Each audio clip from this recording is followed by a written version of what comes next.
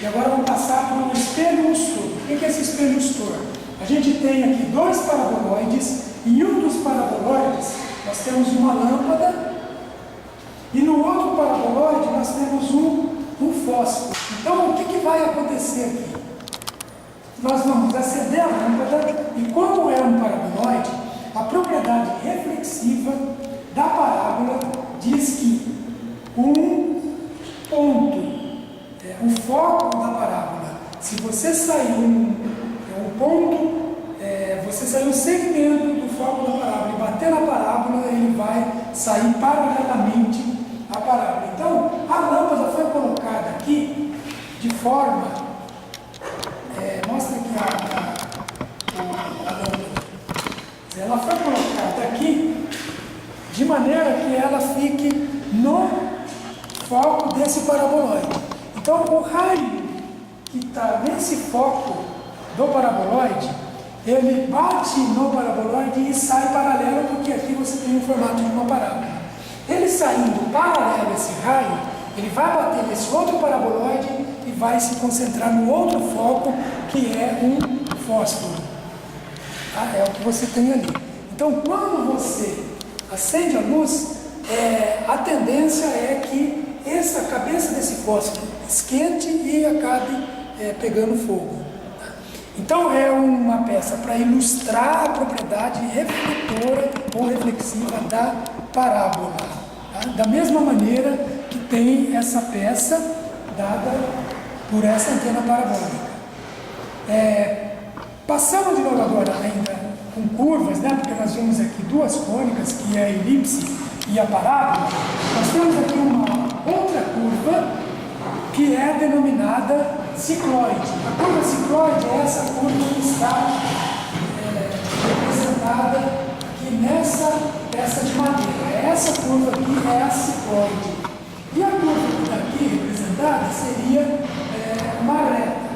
Então, esse objeto, ele tem como objetivo obter uma propriedade, caracterizar um pouco a importância que tem essa curva cicloide. Então, o que você tem nessa curva cicloide? Eu tenho aqui duas bolinhas. A bolinha amarela eu vou colocá-la para percorrer a curva cicloide.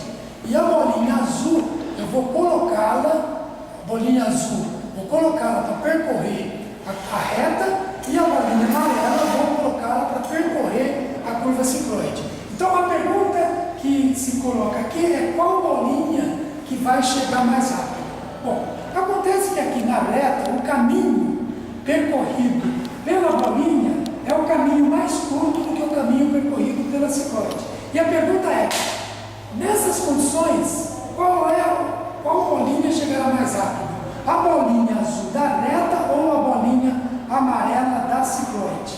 Bom, o fato disso aqui ser o caminho mais curto, será que isso já implica que ela chegará mais rápido? Então vamos fazer a experimentação para depois eu poder estar explicando o que ocorre. Tá? Então eu vou soltar a bolinha e agora vamos focar a chegada da bolinha ali nesse sinalizador para a gente saber quem vai chegar primeiro. Então eu vou colocar aqui,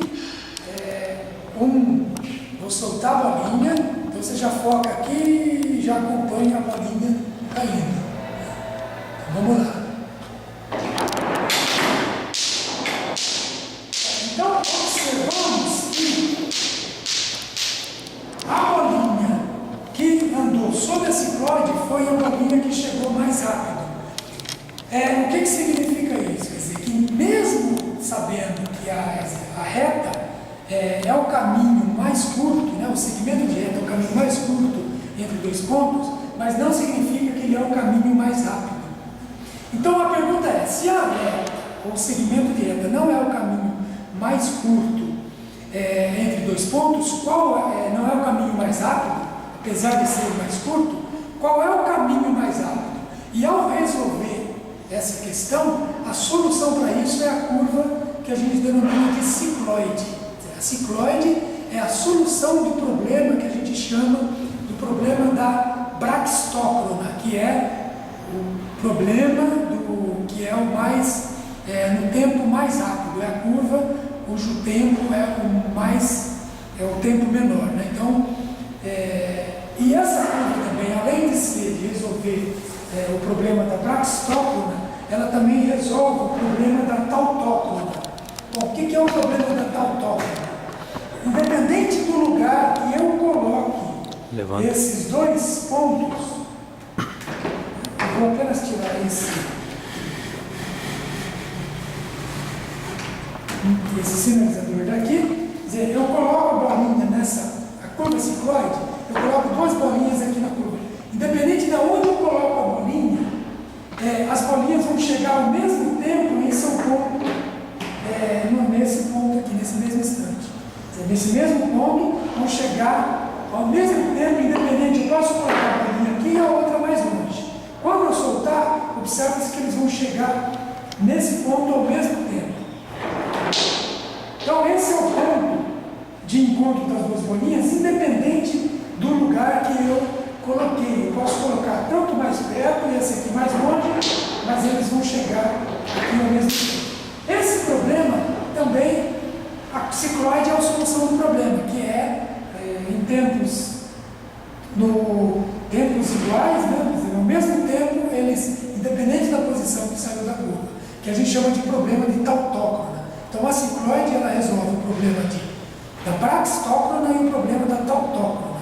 Então, só para ter uma ideia, a palavra braxtóclona é de cronos e brax, que é o tempo mais rápido.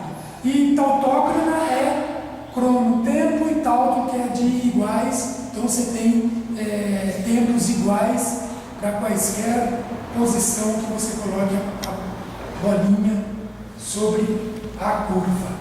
Bom, mas essa é a curva cicloide. Uma questão é como desenhar essa curva cicloide. E aí a gente tem esse objeto que é o que permite desenhar a curva cicloide. Como que essa curva cicloide é obtida? Ela é obtida através de um ponto sobre uma circunferência, e essa circunferência ela vai rodando sobre uma base e a gente vai vendo o deslocamento, a trajetória do ponto que está sobre essa circunferência. Fixa um ponto sobre a circunferência e vai rodando, vai girando sobre uma guia.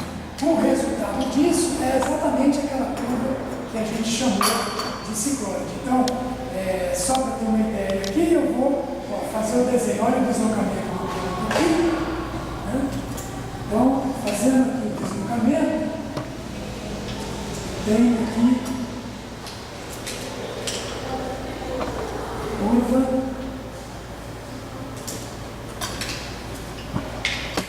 Então, observa que a curva, ela tem, na verdade, ela é uma curva que está ilimitada, não é só um pedaço, como é essa conferência, ou como é a elipse.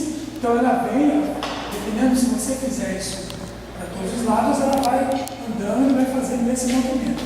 E aquela curva que está colocada ali naquela peça do problema, a gente tem esse contorno.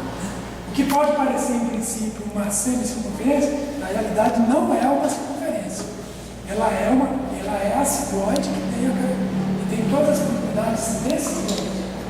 É uma curva diferente de outras curvas que a gente já conhece, como a própria elipse ou a própria parábola. Bom, continuando aqui, com mais uma peça.